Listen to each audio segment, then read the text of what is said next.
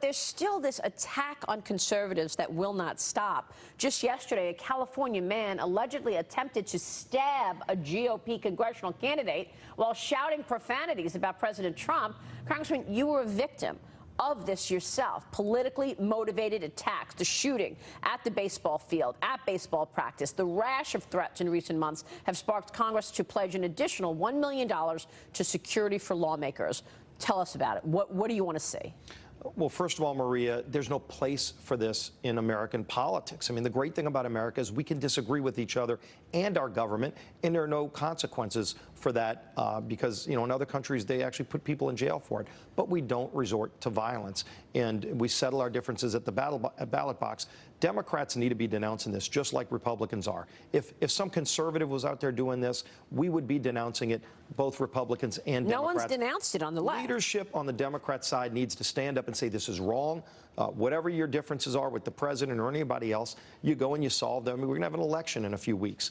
That's how you resolve this. You don't resort to violence. There's no place for it. They need to denounce it just like we do. But is it coming from the leadership? I mean, Maxine Waters gave a press conference, and basically told everybody, when you see people from the administration, tell them they're not welcome. Tell them to get out. And that's what happened. They pushed Sarah Sanders out of a restaurant. They pushed Kirstjen Nielsen out of a restaurant. Right. We saw it, and there's no place for that. Again, they need to be denouncing this, not encouraging it. They need to be denouncing it, and they need to be called out because, look, if you saw this happening on the right, you know where the mainstream media would be.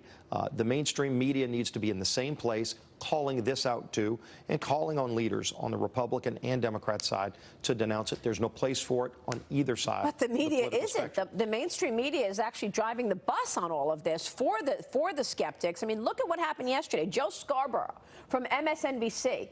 Now, this morning he's admitting that he should have shown more care in his 9/11 tweet yesterday. His 9/11 tweet accused President Trump of posing a greater threat to America than any terrorist attack.